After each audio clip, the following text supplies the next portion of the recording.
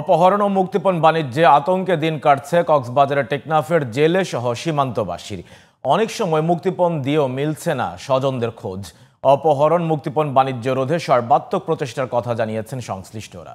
টেকনাফ প্রতিনিধি মোহাম্মদ সোহেলের পাঠানো রিপোর্ট জানাচ্ছেন আব্দুল মালিক। বঙ্গোপসাগর, নাফ নদ ও পাহাড়ের সৌন্দর্যে ঘেরা কক্সবাজারের টেকনাফ। দীর্ঘদিন ধরে মিয়ানমারের যুদ্ধের কারণে সীমান্ত এলাকার বাসিন্দারা গোলাবারুদের বিস্ফোরণে আতঙ্ক থাকলেও এখন দিন কাটাচ্ছে অপহরণ আতঙ্কে। বাড়ির পাশের একটি চিংড়ির ঘেরে শ্রমিক হিসাবে কাজ করতেন মোহাম্মদ শফিক। প্রতিদিনের মতো 23 মে চিংড়ির ঘেরে গেলে সেখান থেকে রোহিঙ্গা আরএসও নামে একটি সন্ত্রাসী সংগঠন তাকে অপহরণ করে নিয়ে যায়। পরে পরিবারের সদস্যরা টেকনাফ থানায় সাধারণ ডায়েরি করেন। জিডির 3 মাস পার হলেও এখনো খোঁজ পায়নি পরিবার। 3 মাস কতদিন যাবো এখনো তো বাপ আরা অসহায় মানুষ, তারা বলিও না পারি আরা লাশও না হয়ে গেছিল, তারা তোমার বিচারছে। হোয়াইকিং এর মোহাম্মদ সুলতানের ছেলে ইউনুস ও তার মেয়ের জামাই ইব্রাহিমকে অপহরণ করে নিয়ে যায় রোহিঙ্গা সন্ত্রাসীরা। জমি বিক্রি করে 2 লাখ টাকা দিলেও 4 মাসেও ফেরত পায়নি তাদের। উল্টো সন্ত্রাসীরা আরো টাকা দাবি করছে বলে অভিযোগ সুলতানের।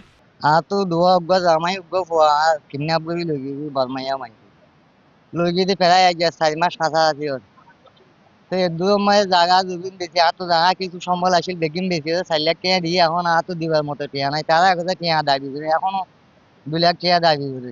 1 বছরে শফিক, ইউনুস, ইব্রাহিমের মতো 190 জনকে টেকনাফের বিভিন্ন এলাকা থেকে মিয়ানমারে অপহরণ করে নিয়ে যায় সন্ত্রাসীরা।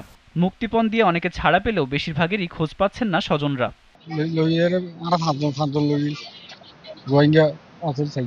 পাহাড়ে নিয়ে চোখ বন বাইন্দা অনেক মারধর করছে। আমার নাম ধরে বলছে বেলাল থেকে 1.5 লাখ টাকা দিতে হবে। 3 দিন পর 70,000 টাকা দিছি, তারপর ছেড়ে দিয়েছে আমাদেরকে। হাতে পয়লা লইয়ে 1.5 লাখ এবার লইয়ে সাইডে। অপহরণ বাণিজ্য নির্মূলে প্রশাসনের সমন্বয়ে যৌথ অভিযান পরিচালনা প্রয়োজন বলছেন জনপ্রতিনিধিরা।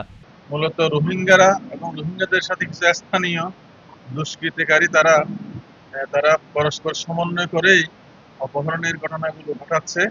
সকল বাহিনীর সমন্বয়ে একটি চিরুনি অভিযান মাস্টার প্ল্যানের ভিত্তিতে হওয়া দরকার।